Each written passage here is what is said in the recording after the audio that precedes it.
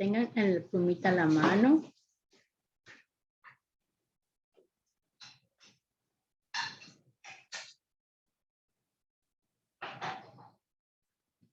Miren, aquí está. Vamos a empezar, ¿ya? Pregunta número 1. Ya hemos visto revolución china, cómo afectó a nuestra parte occidental, porque recuerden que nosotros somos los occidentales para ellos. Ok. ¿Qué características tenía la economía china a inicios del siglo XIX?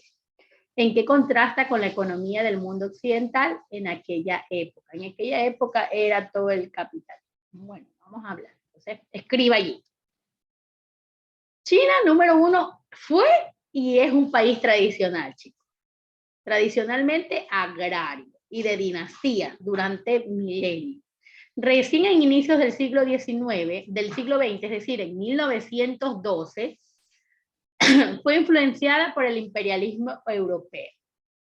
Empezaron a introducirse fábricas modernas, del capitalismo, bancos, además de varias reformas económicas y políticas que de a poco fueron resquebrajando la tradicional organización social china. Mientras tanto, los países occidentales vivían el desarrollo del capitalismo. China estaba sumergido todavía en lo antiguo, es decir, en lo tradicional. Mientras del lado occidental, o sea, de nuestro lado, del lado europeo, todo ya estaba avanzando, el avance tecnológico, el avance industrial, y China se había quedado allá en el siglo IV, del siglo V de las dinastías. Ok, entonces esa era la gran diferencia, pero ya a partir de 1912, cuando cae Piyu, que fue el último emperador de las dinastías aquí, entonces allí sí la cosa empieza a cambiar. Porque, ¿se acuerdan cuando yo les dije que sacaron al último emperador? Sun Yat-sen permitió ahora sí que el capitalismo o el modernismo ingresara a China. Ok, vamos a la B, literal B. Y sí se las voy a preguntar a ustedes, a cualquiera de ustedes. Si no tienen la respuesta, yo le hago a cualquiera de ustedes. Si no, me levantan la manita. Dice, ¿en qué momento de la historia la Revolución China, en 1926 aproximadamente, de Mao Tse-tung, pero yo siempre digo de Mao, o Tse-tung, se convierte en un modelo a seguir para el mundo y para América Latina? ¿En qué momento de la historia la Revolución China de Mao se convierte en un modelo a seguir para el mundo y para América? Es decir, ¿en qué momento la gente dice? Yo les dije, ¿se acuerdan, chicos, cuando yo les dije, aún la vestimenta que utilizaba Mao se puso de moda? Hasta en los grandes diseñadores empezaron a hacer estos modelos de Mao. Entonces, hasta eso fue, ¿cómo le dicen? Estuvo en boga, estuvo de moda la vestimenta de Mao. Ahora sí, si nos vamos a la parte de la revolución, ¿por qué países del mundo, ¿verdad? Cualquier país del mundo, incluidos los países de América Latina, empezaron a seguir el modelo de Mao? ¿Qué había en ese modelo revolucionario de Mao que le llamaba la atención a los demás países? Ok, esa pregunta se la voy a hacer a Kerly. Kerly, ¿por qué por qué los países les llamó la atención el nuevo modelo económico de Mao? Y no solamente la economía, sino la manera en cual él trabajaba en China, que hasta se puso de moda.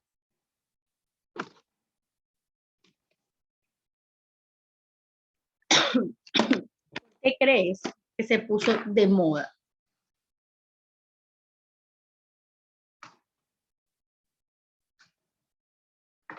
Ok. Piensen, porque se las voy a hacer algunos la misma pregunta. ¿Por qué Mao se puso, digo yo, de moda? ¿O por qué el modelo de Mao que puso en su gobierno se puso como, bueno, vamos a intentarlo nosotros también? Recuerde que Al principio Mao no se declaraba comunista. Luego, después de, él quiso hacer reformas, muchos no estaban de acuerdo, y me recuerdo tanto, él quería obtener del pueblo ideas de cómo sacar adelante el país, de los profesionales, pero se pusieron también ahí que no, así no, bueno, no se pusieron de acuerdo. Entonces lo que Mao dijo, bueno, entonces se va a hacer esto, porque ustedes no quieren trabajar. Entonces ya ahí la mente de Mao comenzó a cambiar y ya se realiza, prácticamente él se declara dictador. Ok. Y con la reforma agraria y con lo que sacó a las personas del campo, ese fue uno de sus peores errores. Esa es la verdad. El peor error que pudo haber cometido Mao es sacar al campesino, haber dejado el campo botado, la hambruna que vino, los miles que murieron debido a esta mala decisión que él tomó. Entonces, la misma pregunta se la voy a hacer, ya que Erling no contestó. Continúo. Recuerde que yo estoy calificando sus actividades en clase. Ok, Harold, ¿por qué crees que Mao se convirtió en un modelo a seguir en el mundo y para América, para nosotros? ¿Qué había de bueno allí para que los demás digan, queremos eso también?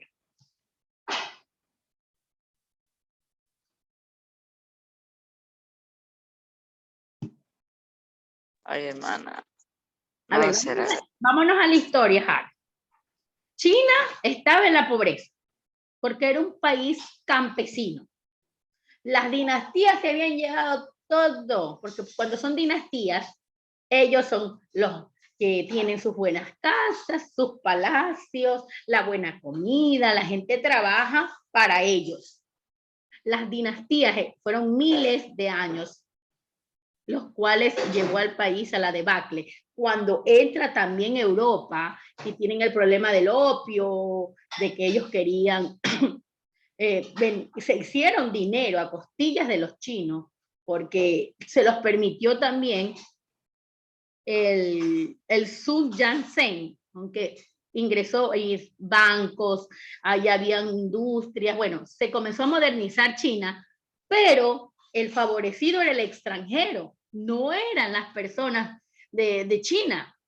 Entonces, trabajaban ahora ellos esclavizados para los europeos. Entonces, luego aparece este hombre llamado Mao con la perspectiva de sacar a los extranjeros. Esa es la verdad. Salgan de aquí, ustedes ya vienen a tomar nuestras tierras y trabajamos para ustedes y miren cómo nosotros estamos en la pobreza, bueno, etcétera. Se levantó el campesino y la gente de la clase obrera que trabajaba para los extranjeros y aparece Mao a la palestra, el cual quiere que ellos trabajen en bienestar de su país. Y comienza a la revolución china a través de Mao. Ahora sí, sacan a los extranjeros y comienzan a trabajar en bienestar de su pueblo. Al principio él quería que todos trabajaran en bien común, no seré la cabeza principal en todo, pero las personas no se pusieron de acuerdo y eso pasó. Entonces hizo leyes muy fuertes que afectaron directamente a la población, pero hubieron cosas que hizo Mao que sacó adelante la economía del país. Y eso es la verdad. Las cosas buenas hay que resaltarle de Mao. Su peor error fue realizar esto de sacar al campesinado de su lugar de trabajo. Eso sí fue lo peor. Es decir, que ya Mao prácticamente se constituyó en una persona que quería hacer su voluntad. Pero lo bueno, el mundo quiso aplicarlo. Yo les decía que él tomó de la Unión Soviética el consejo de los quinquenales, es decir, tener gente trabajando en áreas, por áreas y por ciertos tiempos. Entonces, esto hizo que la economía de China mejorara. Número uno, para mí estuvo correcto que sacara a los europeos, porque ellos estaban llevando el dinero, la riqueza que había en China. Número dos, aunque no estuvo cerrado totalmente el capitalismo, también es bueno, él no estuvo totalmente cerrado el capitalismo porque sí permitió en algo, pero en su totalidad fue él quien le dio la oportunidad al pueblo de trabajar. Aunque el capitalismo por allí algo todavía quedaba, recuerde que en el gobierno de Sun Yat-sen el capitalismo se ingresó, así que todavía quedaba algo del capitalismo, aunque Mao no lo acepte. Todavía quedaban las industrias, todavía estaban los bancos, todo lo que el capitalismo había dejado. Pero sus malas decisiones hicieron que su gobierno cayera y que la gente ya dijo, ya no te queremos. Ahí es cuando saca la revolución cultural, que el que no pensaba como él, el que no tenía su ideología, ¿verdad? Estaba en su contra y crea este grupo de jóvenes que eran los que supuestamente a él lo cuidaban, lo guardaban y estaban pendientes de los que estaban en contra de Mao. Entonces, las cosas buenas hay que resaltarlas, y las cosas buenas de Mao es que su mentalidad fue expulsar a los extranjeros y que solo se queden el pueblo trabajando para el pueblo. Entonces usted va a escribir eso allí. Literal C. ¿Por qué los enfrentamientos entre Estados Unidos y la Unión Soviética adquirieron el nombre de Guerra Fría? Eso ya nosotros sabemos. Cómo ambos bloques participaban en los movimientos políticos mundiales. Y entonces ya sabemos, Estados Unidos y la Unión Soviética, Guerra Fría por 40 años. Se llenaron de armamento y dimes y diretes como hasta ahora. Pero nunca llegó a una guerra armada en sí. Aunque ellos estuvieron involucrados en la guerra de Vietnam, en Corea, pero nunca en Alemania, ya saben todo esto, pero nunca tomaron las armas directamente y dijeron, bueno, ahora sí nos vamos a armar la tercera guerra mundial. Eso no pasó. Ahora, ambos bloques participaban en los movimientos políticos mundiales. Estados Unidos defendiendo al capitalismo y la Unión Soviética defendiendo al comunismo. Así que ellos hasta la actualidad, chicos, participan activamente, aunque ya no está la Unión Soviética, pero está Rusia, su aliado es China y Corea del Norte. Ellos son los movimientos políticos comunistas que están en contra de Estados Unidos, que aún mantiene y pelea la ideología del capitalismo. Y cada uno de estos bloques ha tenido participación activa hasta la actualidad en los países del mundo. Cada uno quiere que, por ejemplo, del lado del comunismo está Cuba también. Entonces quieren que aún prevalezca el comunismo, chicos. Pero la verdad es que hay países comunistas los cuales están económicamente quebrados. Bueno, China es uno de los países que ha salido adelante. Rusia no es que, esté súper, pero por lo menos los dos todavía se mantienen. Corea del Norte, allí nadie puede saber lo que se hace. Entonces, lo poco que se sabe de Corea del Norte es que la gente trabaja, vive en la miseria, que este hombre saca a las personas a trabajar a países vecinos, ellos trabajan y él envía, es como cuando van los cobradores a la casa a cobrar por los productos, ellos trabajan y él envía hombres o hacen estos convenios con el país vecino y el dinero que trabajan estas personas va directamente a los bolsillos del presidente de Corea del Norte. Entonces, prácticamente ellos son esclavos en Corea del Norte. Por eso que las personas que huyen de Corea del Norte nunca más deben regresar porque les espera la muerte, porque este hombre ha asesinado a muchas personas que están en su contra. Y eso pasa en todos los países comunistas, chicos. En los países comunistas las personas corren peligro cuando de pronto dicen algo. Y eso es como que cuando nosotros decimos, ¿dónde están los micrófonos? ¿Cómo se enteraron? Así son los países comunistas. Usted hasta lo que diga tiene que saber a quién se lo dice y cómo se lo dice mirando para todas partes. Por eso es mejor que muchos quedan callados y no dicen nada. ¿Cómo se enteran? Es porque en los países comunistas son controlados en toda la extensión de la palabra. Entonces, los millonarios en China tienen que pagar dinero. Si encuentran algo que no está bien conforme a la ley de China, les quitan todos los bienes, porque para ellos los bienes que tienen los miembros, los habitantes del país, todo les pertenece. Esa es la verdad, esa es la mentalidad comunista. Todos los bienes les pertenecen al pueblo, supuestamente al pueblo, ¿no? Pero ya sabemos que no es al pueblo. Y aquí tenemos las revoluciones que se dieron también en Asia y África. Cuando los holandeses y los franceses plantaron las colonias. Entonces, esto ya vimos también. Déjenme hacer un poquito más pequeño. Entonces ya pueden contestar la página, déjenme ver, esta página era 169, creo que era, 270. 169, entonces página 169 ya pueden contestarla. Y ahora nos vamos a la página. Ahí sí puedo verla.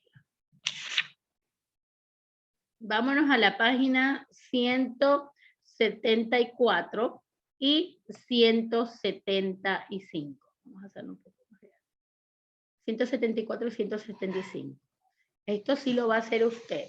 Dice, profundiza el contenido del texto indagado. ¿Qué significa? Usted es experto ya en descolonización. Menciona cuáles fueron los países que iniciaron las luchas anticoloniales. ¿Qué países dijeron, vamos a luchar para sacar a estos colonizadores? Entonces, va a escribir allí cuáles fueron estos países, ¿ok? El Lemberger, nómbrame un país que iniciaron las luchas anticoloniales, es decir, expulsar a los colonizadores de sus tierras. Vaya pensando. ¿Cómo era la pregunta, hermana?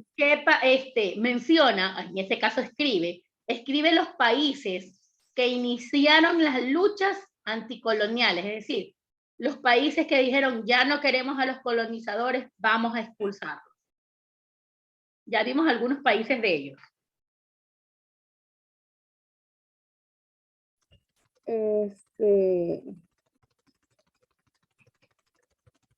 ¿Qué país? Pues, lo que era China, que habían vuelto los colonizadores y como no les hacían nada, entonces se reunieron entre ellos para votar. Ya, pero ¿qué países? ¿De qué países hemos hablado nosotros? Hemos hablado de algunos países que expulsaron a los colonizadores porque no los querían más allí. Después de la Primera y la Segunda Guerra Mundial, ellos aprovecharon que los países europeos estaban en crisis para votarlos. Nómbrame un país. ¿Qué países? Solo te digo que me nombres un país, de los que hemos visto que son algunos. Hasta ayer vimos países que lucharon por ser libres, independientes de los colonizadores. Ok, Navas, y luego Johnny. Un país nada más. Buenos días, hermana. La India. La India, muy bien. Johnny.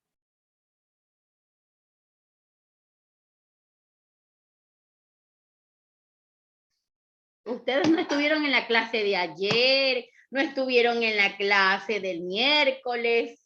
De ahí estuvimos hablando de países que expulsaron a los europeos. Bedoya. Buenos días, hermana. Egipto.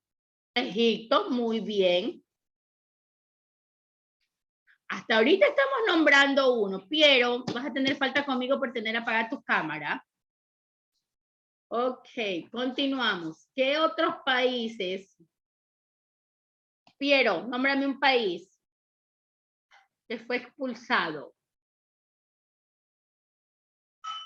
Bueno, que este país expulsó a esos colonizadores y le dijeron, no los queremos más aquí, se me van. ¿Qué otro país? Ya nombraron India, Egipto. ¿Qué otro país? Continuamos, Franklin. Hoy estoy anotando las actividades. Dime, Franklin. China, hermana. China, muy bien, así es. Y les ayudo con el otro que hablamos ayer y hablamos el miércoles. Sudáfrica. Ahí estaba Nelson Mandela a la palestra para expulsarlo a los holandeses. Ok, número 2. ¿Qué imperio fue el que dominó a la India? ¿Qué imperio estaba en la India?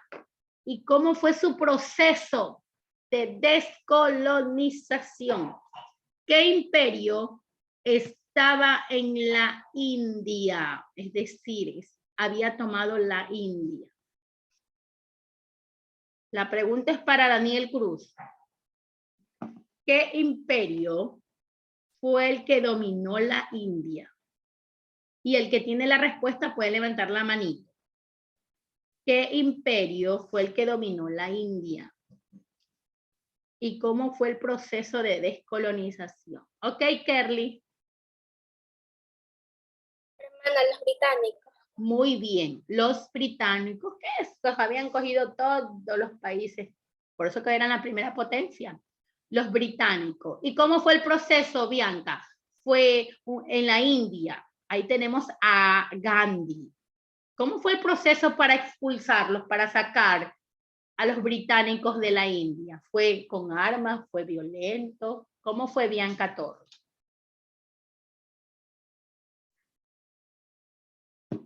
¿Cómo fue el proceso? ¿Fue por medio de la paz, el diálogo? ¿Tomaron las armas?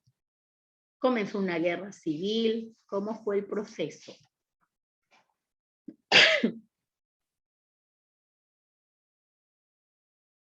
Bueno, eso se los dejo allí, pendientes. Recuerden que yo estoy aquí, actividades. C. ¿Qué países se consideran del primer mundo? Ya hablamos. ¿Quiénes están en el primer mundo, el segundo mundo, el tercer mundo? ¿Y cómo surge esa organización de países? ¿A quién se le ocurre tan bella idea? Entonces vamos a trabajar hasta la página 175. Anote las páginas 169, 175 y 174 y 175. 169, 174 y 175. Ahora sí, continuamos. ¿Quiénes están en cada uno de esos mundos? Primer mundo, Keila Morales. ¿Quién está en el primer mundo? ¿Quién está en el segundo mundo? ¿Quién está en el tercer mundo? Si alguien tiene la respuesta, menos Kerly. Ya Kerly contestó alguno. Keila Morales. ¿Quién está en el primer mundo, el segundo mundo y el tercer mundo?